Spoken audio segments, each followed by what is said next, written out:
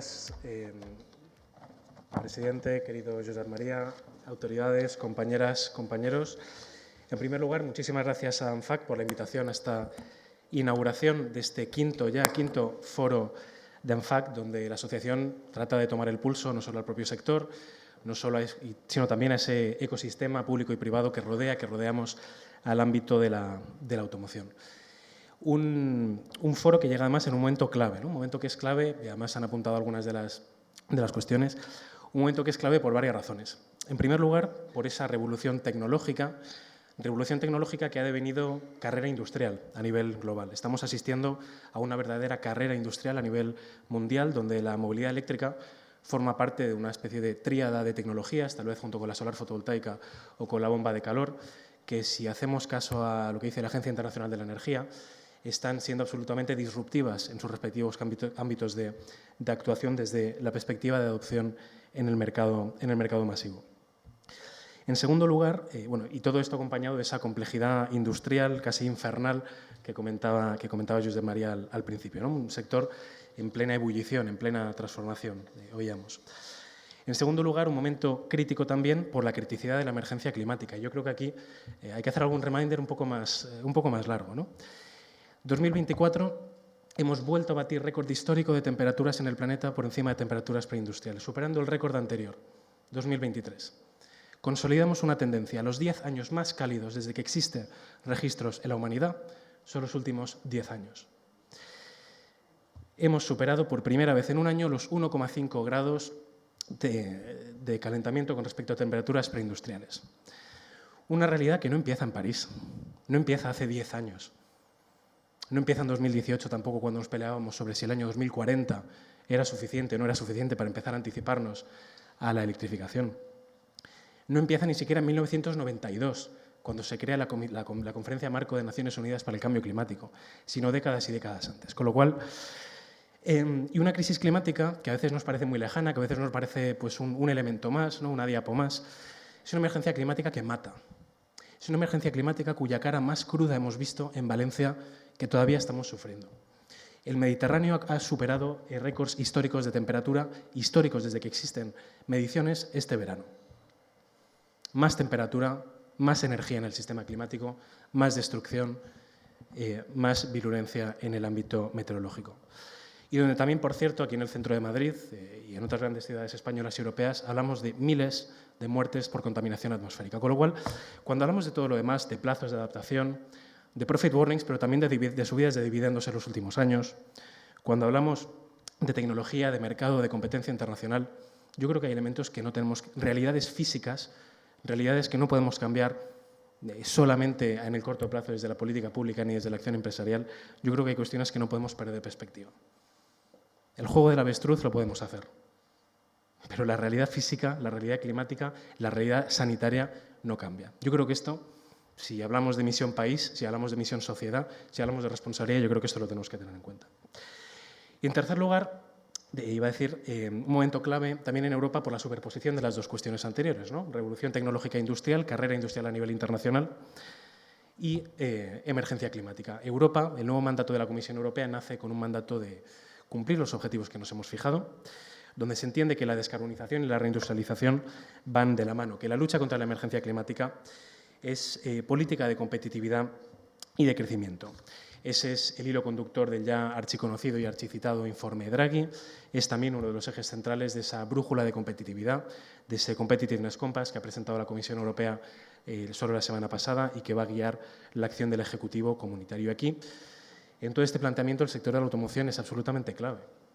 El sector de la automoción es el corazón industrial de Europa, el sector de la automoción es el corazón industrial de España y por eso este sector va a ser determinante, por supuesto, el sector de la automoción va a ser determinante en la construcción de la nueva competitividad europea. Nadie se plantea otra cosa. Lo refrendaba el propio Mario Draghi en el Parlamento Europeo esta semana. Mantener industria de valor es estratégico para la Unión Europea y nuestra respuesta, la de todos, efectivamente, la de gobiernos, la de administraciones, la del sector, la de todo el ecosistema, tiene que estar a la altura, centrándonos en los vectores que efectivamente pueden apuntalar el futuro. La electrificación, obviamente, la descarbonización, y aquello yo creo que ha quedado muy claro, es uno de los claros catalizadores, ¿no?, de esta transformación. Y para eso, ¿qué es lo que necesitamos? ¿No? Y yo creo que bueno, pues se complementa a lo mejor muy bien con la intervención anterior. ¿Qué necesitamos para esa movilización, ¿no? Para movilizar esa actuación por parte de todos? En primer lugar, señales claras, previsibilidad. Cualquier agente económico con el que he hablado desde el sector privado, desde el sector público, lo que quiere es previsibilidad, lo que quiere es anticipación.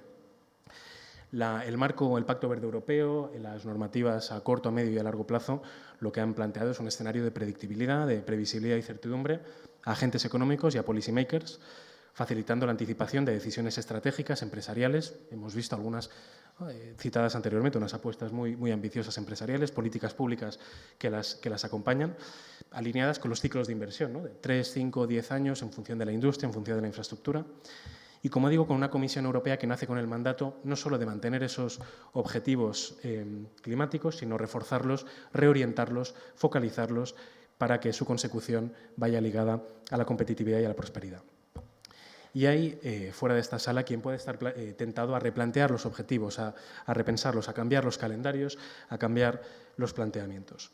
Insisto, planteamientos, calendarios, objetivos que han guiado la toma de decisiones, como hemos visto, empresariales, industriales y de política pública. Y aquí el Gobierno de España ha sido, y yo creo que seguirá siendo, muy claro y muy contundente. Un paso atrás, un replanteamiento de los objetivos y de los compromisos clave socava esa confianza legítima, esa seguridad jurídica que planteamos cuando hacemos una inversión con una expectativa a 5, 10 o 15 años. Cuidado con los planteamientos que puedan crearnos una falsa sensación de seguridad. El resto del mundo sigue corriendo, el resto del mundo sigue acelerando. Cuidado con planteamientos de vaivenes, cuidado con planteamientos que nos generen una comodidad, un confort en el corto plazo, si esos planteamientos nos alejan de cumplir los objetivos y poder liderar, poder disputar ese liderazgo a nivel internacional. La carrera industrial no es nacional. La carrera industrial no es entre varias comunidades autónomas, no es ni siquiera europea. La carrera industrial es mundial. Nadie nos va a esperar. Nadie nos va a esperar a que nos pongamos de acuerdo. Esa carrera tenemos que estar, tenemos que mantener, porque nos jugamos muchísimo, porque hay muchísimo en ello, porque la Europa moderna no puede permitirse perder lo que supone el sector de la automoción como corazón, como decía, del sector industrial. Con lo que cuidemos esa confianza, reforcemos esfuerzo, reforcemos acción, incrementemos planteamiento público, que ahora comentaré, reforcemos acompañamiento privado, pero insisto, ojo, con falsas sensaciones de confort en el corto plazo. Lo hemos visto en el ámbito energético, un marco estratégico de energía y clima que plantea unos objetivos, unas normativas de previsibilidad, de certidumbre, que en España, y según analistas del ámbito privado, nos han devuelto a España al podio mundial en atractivo para la inversión en energías renovables. Se ha convertido ya en una fuerte inversión en energías renovables en nuestro país, superando ese 56% de energía renovable en el mix eléctrico el año pasado. Lo cual me lleva al segundo de estos elementos, ¿no? El primero, la certidumbre; el segundo, la energía. Cualquier industria es absolutamente inseparable de la energía. Una industria que produce bienes, que produce productos que utilizan energía para moverse, como es la automoción, más todavía, ¿no? Yo creo que la colaboración que se escenifica en este evento pues es muy buena muestra de eso. Yo creo que es muy buena práctica, ¿no? Esa simbiosis que estamos viendo evolucionar entre sectores. En España estamos viendo ya cómo esa apuesta por las energías renovables ya genera señales de precio energético competitivos con respecto a nuestro entorno y ya está atrayendo demanda industrial. Tanto industria existente, que busca electrificarse, como nueva demanda que busca aterrizar en España. Y lo estamos viendo en una multiplicación por 80 de las peticiones de demanda que buscan conectarse a la red eléctrica española. Y ya hemos empezado a actuar. En el año 2024 modificamos la planificación de la red de transporte eléctrico, la red eléctrica de este país, con 63 actuaciones para permitir conectar algunas de esas fotos que veíamos, algunas de esas apuestas industriales de nuevas fábricas de electrificación, de nuevos fabricación de componentes, de equipos, de baterías, pueden conectarse a la red eléctrica en España, pueden aprovechar esa energía renovable competitiva gracias a las modificaciones puntuales que aprobó el Consejo de Ministros el pasado mes de abril. Mientras que seguimos trabajando para seguir reforzando las redes, seguir permitiendo aterrizar esa nueva demanda en España. Igual que la energía energía competitiva es necesaria para la industria, es necesaria para el usuario final, es necesaria para que esa brecha que ya existe, esa ventaja competitiva del que apuesta por recargar frente al que apuesta por repostar, se siga reforzando. Más generación renovable serán precios eléctricos más competitivos y, por tanto, cada vez más casos de uso donde la apuesta en coste de vida total por el vehículo eléctrico salga más a cuenta que el de combustión. Insisto, casos de uso de los que ya existen varios. Como tercer elemento, tener una visión de toda la cadena de valor, y yo creo que se ha ilustrado bien antes. Desde el componente hasta el usuario final, pasando por la tecnología, por la industria, por los modelos de negocio. Y así lo hemos tratado de plantear desde el Gobierno, desde el primer momento, con una apuesta inequívoca, una apuesta, yo creo que indiscutible, de este Gobierno por la industria y una apuesta indiscutible de este Gobierno por esta industria. 4.000 millones de euros en un PERTE-BEC. Sáquenme qué partida presupuestaria, de qué década, de qué legislatura, de qué Gobierno ha planteado 4.000 millones de euros para el sector de la automoción en el pasado, que está movilizando ese efecto, ¿no?, apalancamiento con esa gran apuesta que hay que reconocer y hay que valorar de apuesta por la inversión privada. Y se está traduciendo ya en cifras. Y en 2019 se producían unos 17.000 vehículos electrificados en España. Estamos ya superando del orden de los 200.000 y justamente estas semanas, ¿no?, con una adaptación también de nuevas fábricas, nuevas líneas de producción para seguir en esa tendencia. Junto con los apoyos a la fabricación, a la cadena de valor, apoyos a la tecnología, a nuevas soluciones de modelo de negocio, de tecnologías, de componentes diseñadas y fabricadas en España con ese marco MOVES singulares. Y de la oferta a la demanda, pensando en los usuarios finales y los elementos que necesitamos entre todos poner encima de la mesa para que el usuario final tome sus decisiones de inversión. Un programa MOVES que, con todo y todas sus carencias, y quien me conoce y quien ha trabajado conmigo sabe que soy el primero en recibir de muy buen grado toda crítica constructiva, un MOVES que ha pasado de decenas de millones de euros en épocas anteriores a 50 millones, a 400 millones, a 1.500 millones de euros, como hemos visto reflejado antes, para dar respuesta a esa demanda histórica por parte de ciudadanos, de empresas, de pymes, de autónomos que querían apostar por la movilidad eléctrica. Programa que no se ha mantenido invariable, sino que se ha ido modificando, es fácil, está en el BOE, está en la hemeroteca, se ha ido actualizando con peticiones del propio sector, ha ido incorporando reflexiones, peticiones del propio sector, de las comunidades autónomas. Programa que, por cierto, el Gobierno, como saben, prorrogó el 31 de diciembre de 2031, junto con la deducción fiscal del 15%, de hasta 3.000 euros, directamente a la declaración de la renta. 3.000 euros directamente al hacer la declaración de la renta por comprarse un coche eléctrico, sin prácticamente tramitación. Eso teníamos. Eso prorrogamos el 31 de diciembre, por cierto, junto con el 80% de bonificación en los peajes para la industria, en la factura eléctrica, para la industria electrointensiva, porque, como digo, este es un Gobierno que piensa en la industria. Insisto, este Gobierno prorrogó esas medidas el 31 de diciembre. Me ha preguntado incluso ahora a la entrada de la sesión, oye, ¿cuándo va a salir el MOVES? Bueno, es que el Gobierno prorrogó el MOVES el 31 de diciembre y luego pues el resto es historia y está publicado y todo el mundo lo conoce y hay cosas que no entiendo y a las que no voy a entrar. Por nuestra parte, en todo caso, como bien dijo la vicepresidenta AGES en esta misma semana, estamos trabajando para reactivar el plan MOVES lo antes posible y hacerlo además con vigencia retroactiva, para que todas las adquisiciones de vehículo eléctrico que haya habido desde el 1 de enero puedan contar con esa ayuda. Ese es el compromiso de la vicepresidenta, del propio presidente del Gobierno y en la que estamos trabajando. Coincidimos con el sector en la necesidad de dar continuidad a un marco de acompañamiento público, que insisto, es que no tiene precedentes en España, no tiene ningún precedente, y que de hecho ha ido funcionando porque se ha ido, ¿no?, transfiriendo presupuesto a las comunidades autónomas a medida que se iba agotando el presupuesto, sin perjuicio de los sistemas mejores, más ágiles, por supuesto, más prácticos, más comprensibles que puedan desarrollarse. Y pensando en usuarios finales, yo creo que esas gráficas, ¿no?, son interesantes de comparación con otros países. Yo creo que mi jefa lo pone en los términos de envidia positiva, ¿no? Cómo podemos aprender de lo que funciona en otras partes. Yo creo que eso es muy valioso. Según una encuesta de Electra, 6 de cada 10 españoles están valorando, considerando adquirir un vehículo eléctrico en los próximos 5 años. 6 de cada 10. Si 6 de cada 10 lo contemplan, lo piensan, tenemos que hacérnoslo mirar. ¿Qué estamos haciendo como administraciones, como sector, como cadena de valor comercial, desde el punto de vista institucional, desde el punto de vista publicitario, desde el punto de vista de acompañamiento, de quién asesora en la información del motor, en los especialistas prescriptores, en el ámbito de los concesionarios, en el ámbito de las marcas, en el ámbito de las ofertas, en el ámbito de la administración y las señales que damos? ¿Qué señales estamos dando para que de 6 de cada 10 que están pensando en adquirir un vehículo eléctrico, las cifras sean las que son? Un ejemplo, por ejemplo, el usuario final a lo mejor no es consciente, si nos escucha en el día a día y lee nuestras declaraciones y oye nuestros debates, a lo mejor el usuario final no es consciente de que cuenta ya con 40.000 puntos de recarga de acceso público a su disposición en todo el país. 40.000 puntos de recarga frente a 12.000 estaciones de servicio, con unas flotas de tamaños muy distintos. Y aunque seguimos trabajando para que haya más puntos de recarga, sean más visibles, sean más localizables, se puedan identificar automáticamente en un aplicativo en tiempo real, ¿le estamos transmitiendo al usuario final esa tranquilidad? ¿Le estamos transmitiendo esa realidad de que existen más de 40.000 puntos de recarga operativos? Insisto, cuando lee nuestras declaraciones, cuando oye nuestros debates. ¿Le estamos, pues no sé, planteando los mismos plazos de entrega para un tipo de vehículo que de otro? ¿Le estamos, cuando entra en un concesionario, llama a una marca o se informa, está teniendo toda la información y todo ese acompañamiento para optar por esa decisión? ¿O es de la administración misma? Cuando etiquetamos un vehículo y decimos si es eco o si no tiene emisiones, ¿estamos dando ahí la señal adecuada? O el gran elefante en la habitación, la fiscalidad. Y me encanta compararme con Noruega. Me encanta compararme con Noruega. ¿Saben cuál es el verdadero impulso de Noruega por el vehículo eléctrico? Es que no paga el sobreimpuesto que sí paga el vehículo de combustión. ¿Ese es el planteamiento que queremos? ¿Queremos llegar al 90% de matriculación de vehículos eléctricos?